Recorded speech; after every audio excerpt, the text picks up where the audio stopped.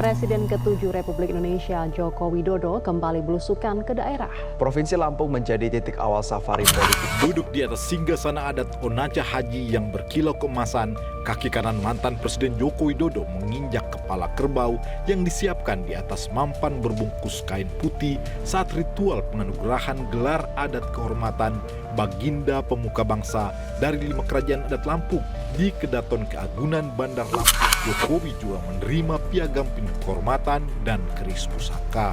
Usai menari, Jokowi kemudian diarak dengan tandu menuju ke Museum Kedaton Keagungan. Ritual adat ini merupakan bagian dari safari politik mantan Presiden Joko Widodo selama 3 hari bersama Partai Solidaritas Indonesia PSI yang merupakan partai yang dipimpin anak bungsunya Kaisang Pangarep. Saya berani memastikan pasti masuk parlemen. Manuver politik Jokowi ini dinilai sebagai upaya penyelamatan terahnya dalam perpolitikan nasional, mengingat ada kemungkinan Gibran Rakabuming Raka bakal berseberangan jalan dengan Prabowo Subianto di Pilpres 2029. Pengamat politik menilai strategi politik Jokowi ini tak hanya sebagai modal bila berpisah dengan Prabowo, tapi juga bisa menjadi senjata untuk memasang nilai tawar agar Prabowo tetap menggandeng Gibran pada Pilpres selanjutnya. Jumpa lagi bersama kami Masyarakat Politikan. Kita akan diskusi tentang Pak Jokowi dan keluarganya, Mas. Aduh, menarik sekali. Bagaimana ceritanya? Ini jadi perbincangan hari ini kan, dan sering diulas di media-media nasional. Tapi Mas, saya ini rasa-rasanya kayaknya masyarakat di kampung saya itu bangga, Mas. Karena kemarin dihadiri oleh Wapres, Mas Gibran datang ke Situbondo. Wih, kapan itu? Wah, beberapa hari yang lalu itu. Jadi dalam rangka meresmikan tol. Oh, Prosiwangi ya? Prosiwangi gitu, Mas. Dan disambut banyak itu. Nah, bagus juga nih Mas Gibran. Caranya ini kan kalau dia datang ke setiap daerah meresmikan mencontoh gaya Pak Jokowi lah. Gak usah banyak ngomong, dia datang ke setiap daerah meresmikan ini, meresmikan itu gitu kan. Disambut oleh masyarakat gitu kan. Semakin ada kedekatan antara masyarakat dengan pemimpinnya gitu. Jadi kayaknya Mas Gibran ini lebih asik turun ke lapangan, Mas, daripada pidato dengan pidato yang diulang-ulang terus gitu kan, kayak Pak Prabowo. Jangan kalah gesit nih Pak Prabowo, hati-hati nih. Gimana itu? Jadi masyarakat di Situbondo waktu itu happy dong, antusias, sepertinya antusias. Meskipun ya nggak seberapa juga ya. Kayaknya lebih banyak fansnya bupatinya kayaknya. Oke. Ya begitulah kira-kira, Mas. Nah, kita akan bincang-bincang soal Pak Jokowi. Safari Pak Jokowi. Kenapa harus di Lampung? Lampung. Betul. Apa alasannya sebenarnya? Kalau alasan Pak Jokowi sendiri itu, Mas, karena Pak Jokowi itu sangat lekat dengan masyarakat Lampung dan sangat mencintai masyarakat Lampung. Waduh. Nah, itu alasan kedua, karena Pak Jokowi ingin mengapresiasi pengurus PSI di sana karena 100% pengurus terbentuk sampai ke level desa. Ini luar biasa, Mas. Ya, artinya PSI sudah melakukan pembenahan secara struktural ini ya. Betul, di tengah-tengah partai politik lain ini sedang istirahat, PSI bekerja. Waduh. Gitu kan? Curi start ini namanya. Curi start, dan itu nggak apa-apa itu kan. Sah-sah saja. Ya. Kalau kemudian ada partai politik lain mengkritik, ini masih jauh pemilu ini. Lah, itu tugas partai memang seperti itu kan, dalam rangka menyerap aspirasi. Ya, artinya partai nggak cuman kerja ketika musim-musim pemilu doang gitu ya. Betul, persis seperti yang disampaikan Pak Jokowi omongan sampean itu. Kita tonton juga itu. Memang ngeri-ngeri sedap ini ya, langkah-langkah taktis, strategis dan taktis yang dilakukan oleh Presiden Jokowi dengan ikut turun langsung ke gelanggang di masyarakat langsung gitu ya. Kalau kita dengar kata-kata belusukan itu kan selalu yang terngiang-ngiang di telinga kita itu kan ya sosok Presiden Jokowi ya. Presiden 2 periode sejak 2014 2019 gitu. Betul. Dan nggak lepas. Jadi gerakan politik Pak Jokowi itu tidak lepas dari gerakan politik simbolik. Ya kan serba simbol, nggak banyak ngomong gitu kan, turun ke gorong-gorong. Dar gitu meledak kan isu itu. Dulu itu ya waktu di DKI betul. Jakarta ya. Padahal cuma turun ke gorong-gorong gitu kan. Sorotan media langsung. Luar biasa. Dan terakhir itu kemarin yang sempat rame itu pas Pak Jokowi itu melakukan proses adat gitu loh Mas.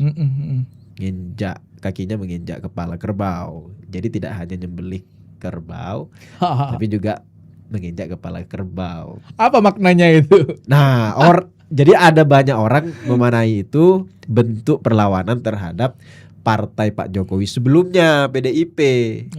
Bahkan itu mendapat, ya sebenarnya PDIP ya ini nggak perlu lah menanggapi hal-hal kayak gitu ya. Masa sekelas partai yang besar itu harus menanggapi partai gurem katanya kan.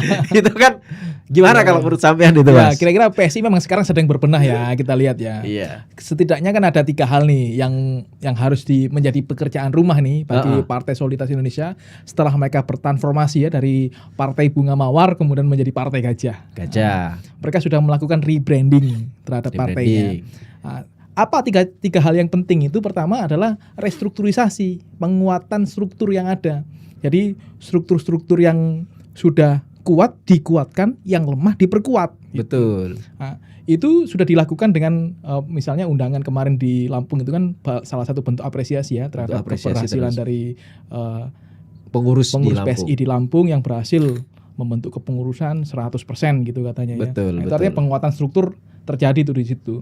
Dan yang kedua, dengan rebranding yang dilakukan PSI itu sekarang ceruk PSI menjadi semakin luas nih.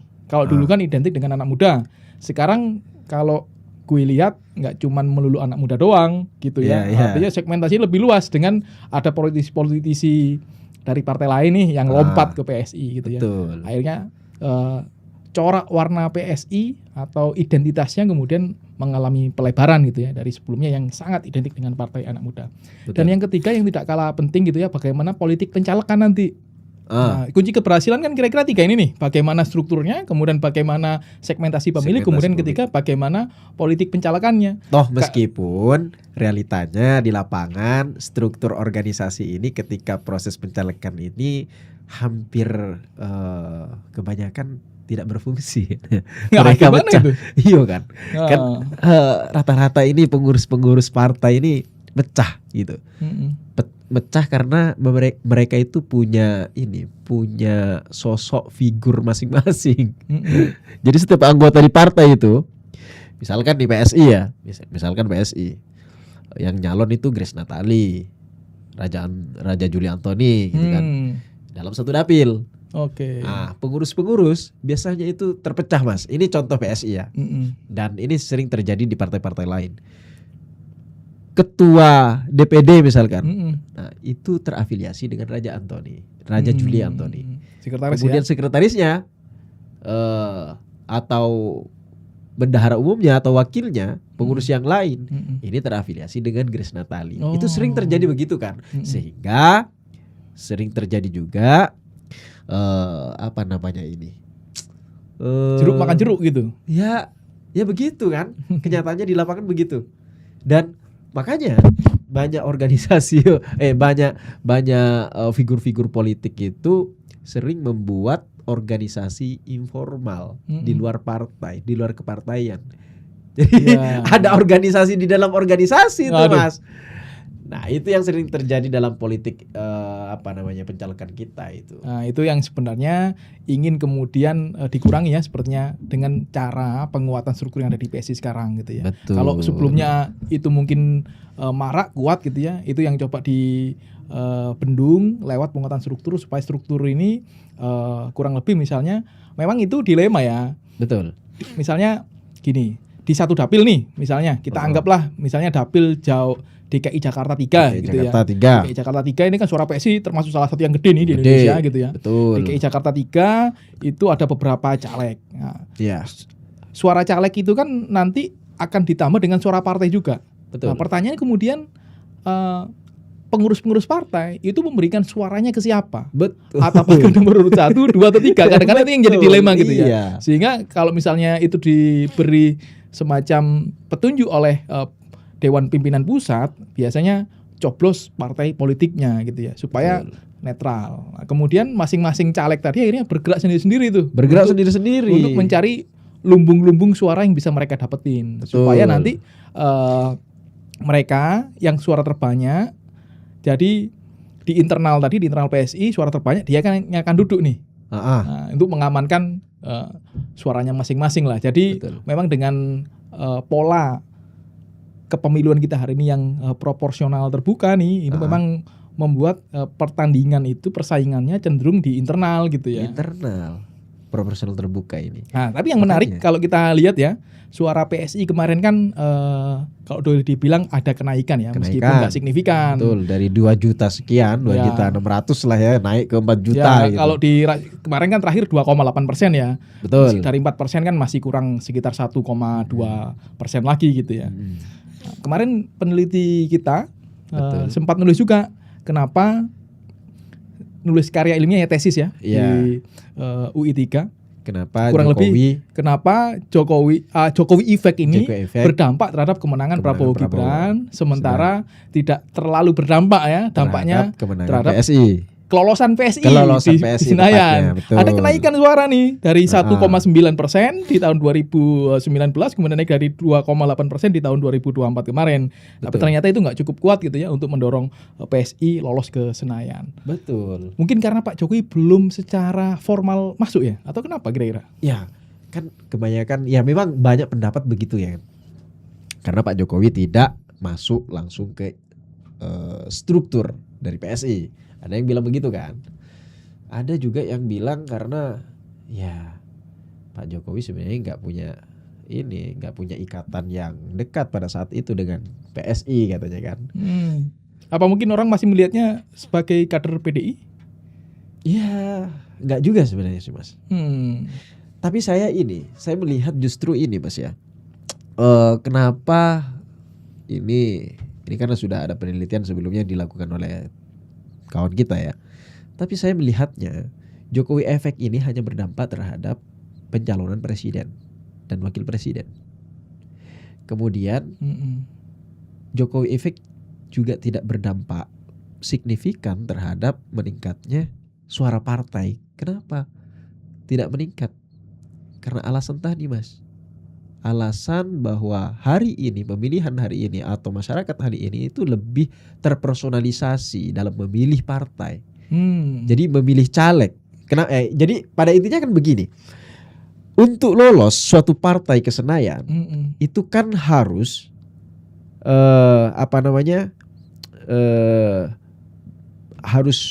harus memenuhi ambang batas. Ya, 4% itu. Untuk memenuhi ambang batas harus ada beberapa caleg di setiap dapil ini yang lolos ya kan. Nah, untuk meloloskan individu-individu ini kan tidak mengandalkan suara partai, tapi mengandalkan suara caleg-caleg itu sendiri gitu. Ya, betul. Dan terpersonalisasi tren itu jelas banget kelihatan. Kalau kita lihat datanya ya di tahun 2019 dan 2024, suara yang mencoblos partai politik itu cenderung turun loh. Cenderung turun. Suara Karena yang mencoblos hari ini caleg cenderung tinggi. Semakin meningkat. Karena gitu. terpersonalisasi gitu. Nah, era sebelum adanya proporsional terbuka ini, pada saat proporsional tertutup, di mana masyarakat masih memilih partai, jadi masyarakat lebih dekat dengan partai daripada dengan ketua umumnya. Maksudnya rasa memiliki terhadap atau rasa kedekatan terhadap partai itu lebih tinggi daripada memiliki ikatan dengan ketua umumnya gitu. Jadi sejak proporsional terbuka, masyarakat semakin melihat yang dilihat itu bukan partainya, ini partai bagus atau tidak gitu. Ini saya lebih dekat ke partai A atau B gitu. Mereka lebih melihat saya lebih dekat atau merasa cocok dengan caleg si A gitu daripada partainya. Dengan calegnya daripada partainya ya. Betul. Dan itu terkonfirmasi juga sih lewat data kita sering banget ya sampaikan juga di rilis kita tentang Party ID gitu ya. Party ID di Indonesia itu cenderung kecil sekali gitu ya. Betul. Bahkan sekarang ada di kisaran kalau rata-rata ya 15% gitu ya. dalam 5 tahun terakhir ini, dan trennya kemungkinan besar akan terus menurun gitu ya ketika nanti pamor dari kandidat itu lebih besar dibandingkan dengan partai. Misalnya kalau kita lihat juga kan beberapa partai di Indonesia itu sangat terpersonalisasi ke tokoh-tokoh tertentu gitu ya. Ya kayak ya karena itu mungkin karakter masyarakat kita, bahkan generasi sekarang juga terpersonalisasi, Mas. Bukan melihat suatu partai ini dari ideologi, kemudian gagasan, platformnya sebenarnya. Melihat dari seberapa bagus orang-orang yang ada di dalam itu, figur-figur yang ada di dalam itu gitu kan. Ini persis, Mas, seperti kita fanatik terhadap klub bola misalkan ya. Suka sama orangnya ya. sama orangnya. Misalnya kalau kita personalisasi Prancis itu ya Mbappe. Atau Olise lah atau Dembele ya. Betul. Kalau Prancis itu misalnya Yamal. Padahal di Piala Dunia sekarang ada Messi. Yamal nggak terlalu perform gitu ya. Ya benar. Atau Argentina dengan Messi. Anak FIFA katanya kan. Jadi terpersonalisasi.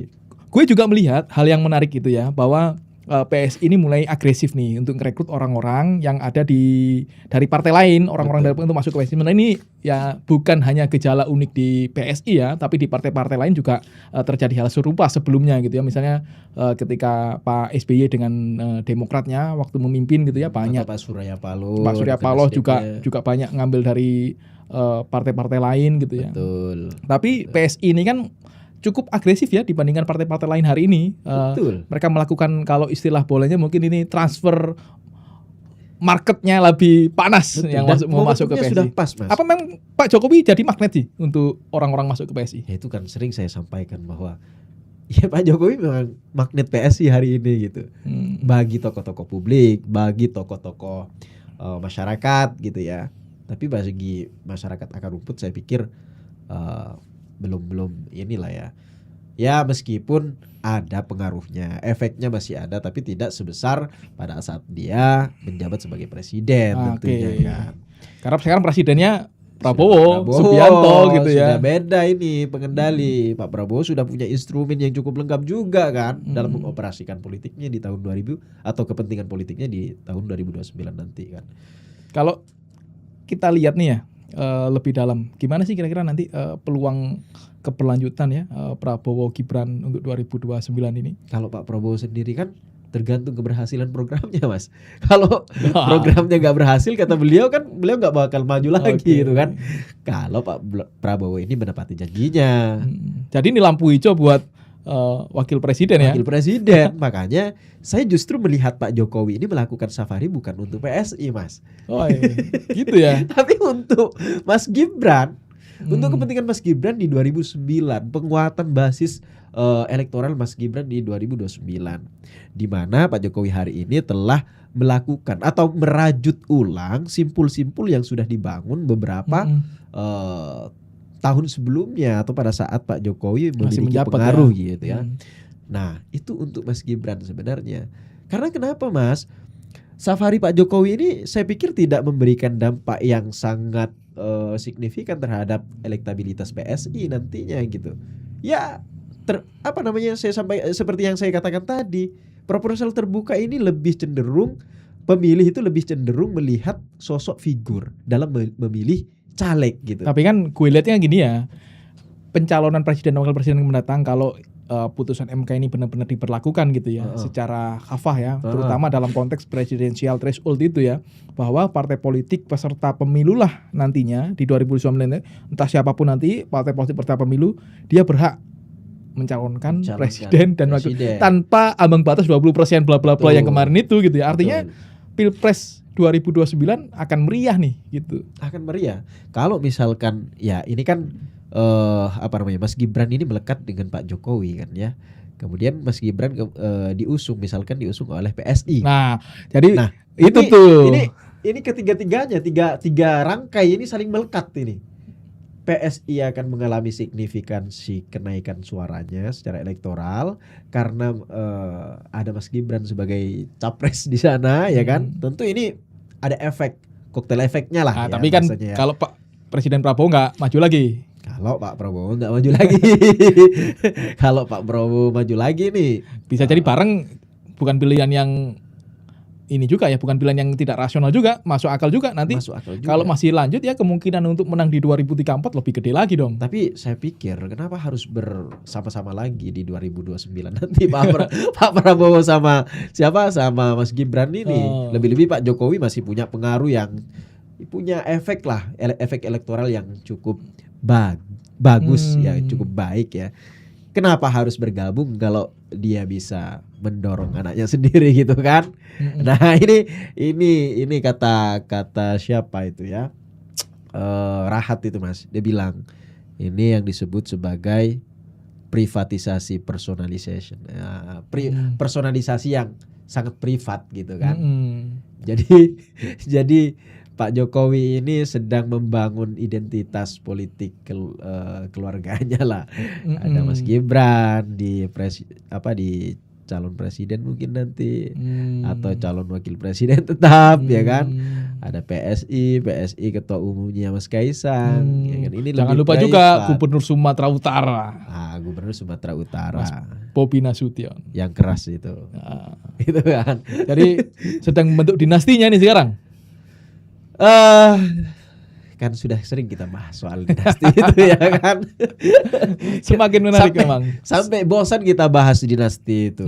Karena bagaimanapun kita mengkritik dinasti, mereka tetap melakukan itu Mas. Ya. Udah kita susah juga kita. Masyarakat kita masih suka dengan hal-hal begitu kan. Karena masyarakat kita masih bernostalgia mungkin dengan apa namanya? Dengan kekuasaan yang dinastik seperti itu. Ya, kita makanya harus lebih kritis sebenarnya membaca fenomena hari ini gitu ya. Betul. Yang kita lihat adalah bukan Anda kemudian keturunan dari siapa kemudian Anda pasti baik gitu ya. Betul. Tapi yang kita lihat adalah rekam jejak, yang kita lihat adalah ide dan gagasannya apa. Gue rasa itu yang penting ya untuk nanti dikedepankan oleh siapapun yang akan memimpin bangsa ini. Karena memimpin kapal besar seperti Indonesia ini bukan perkara mudah gitu. Betul. Ada berbagai macam tantangannya gede sekali dan kita akui gitu ya bahwa pemimpin Indonesia ke depan haruslah pemimpin yang memang benar-benar bersih gitu ya. Betul. Pemimpin yang benar-benar bisa Punya mengendalikan, punya integritas, moral yang baik, kepemimpinan yang baik gitu kan. visi jangka panjang yang baik gitu ya. Kalau kita ingin benar-benar menuju Indonesia emas 2045 gitu. Betul. Kapabilitas paling penting juga itu Mas. Ya. Yakin Mas Gibran kalau mimpin ini. Wah, ya tentu perlu dibuktikan gitu ya. Mas Gibran sudah melakukan serangkaian Dia sudah belajar lah kerja-kerja politiknya gitu ya. Betul. Meskipun kalau kita ngelihat pada saat Mas Gibran pertama kali muncul di TV bersama Pak Jokowi itu kayaknya nggak meyakinkan. Awal-awal itu ya, tapi sekarang kan beliau sudah bertransformasi nih. Betul. Gitu. Nah, yang menarik kemudian adalah selain Mas Gibran, kita lihat juga sosok potensial lainnya sebenarnya juga udah tumbuh nih. Banyak Mas. Gitu ya. Ya kita bisa lah kayak bukan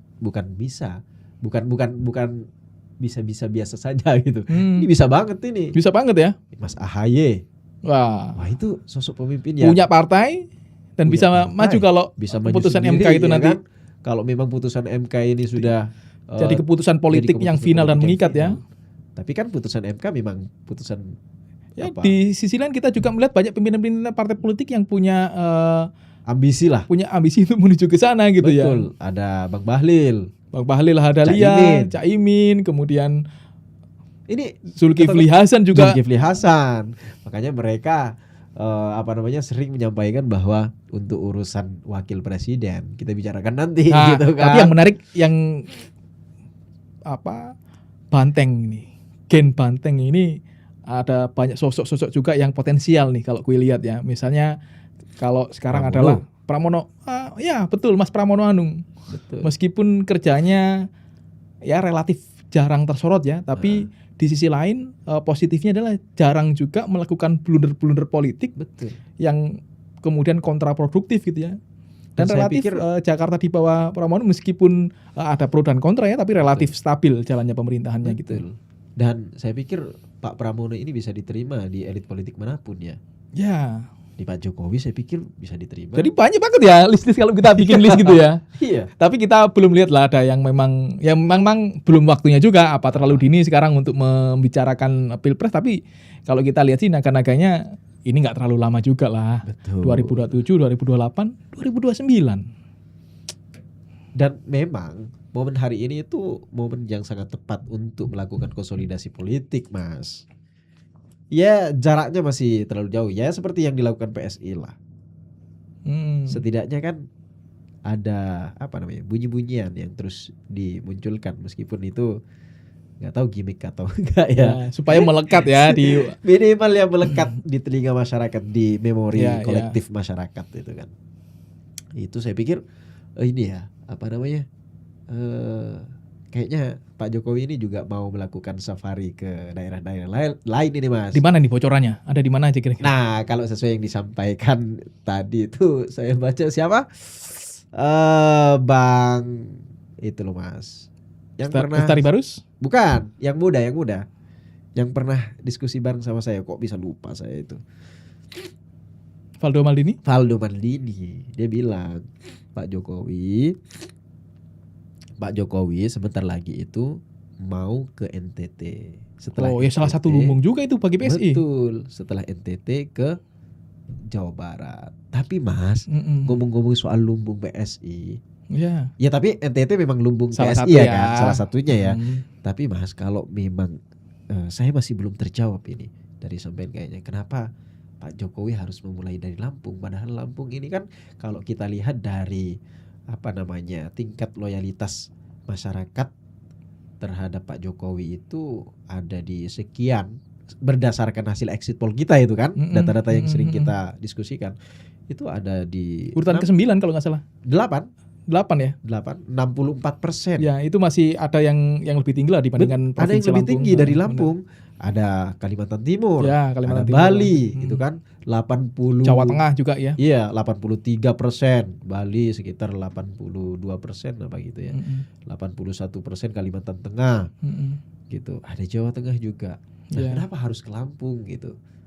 Ini yang ya saya kemarin sudah memberikan pernyataan bahwa ya ini hanya sekedar untuk bunyi-bunyian. Namanya Pak Jokowi. Pak Jokowi kan selalu memulai langkah politiknya dengan cara-cara yang simbolik gitu kan. Memberikan kesan-kesan yang bisa ramai lah di publik gitu. Ya mungkin adat yang prosesinya itu menginjak kepala sapi itu hanya di Lampung. Makanya Pak Jokowi paham itu. Oh, di Lampung aja ini kira-kira mungkin itu sapi atau kerbau gitu sebenarnya? Kerbau. Oh, kerbau ya. Ya mirip-mirip itu sih. Mirip. Tapi hitam sih. Kayaknya kerbau Mas. Kerbau ya. Kalau sapi karena warna lambang PDI kan juga mirip-mirip ya. Itu banteng gitu kan. Oh iya. Beda ya. Iya. Meskipun tanduknya 2 juga tuh. Betul. Bisa nyeruduk juga enggak? Wah, bisa nyeruduk juga itu. Ya. Tapi bahaya. Dan saya pikir jadi ini semacam kalau secara teoris mungkin elit signaling gitu ya, bahwa Presiden Jokowi, Pak Jokowi ini ingin memberikan sinyal kepada elit-elit di politik kita bahwa dia akan masuk dalam gelanggang pertandingan di pemilu 2029 nanti gitu. Nah, ini sebenarnya menjadi sinyal atau alarm bagi ini Mas. Tidak hanya sekedar elit ya. Jadi Pak Jokowi ini memberikan alarm kepada presiden hari ini juga. Sebenarnya kalau bisa saya jadi ya memberikan alarm, jangan-jangan Pak Jokowi konsolidasi untuk Mas Gibran di 2009 seperti yang saya sampaikan tadi. Kedua, ini juga memberikan sinyal kepada elit-elit politik partai.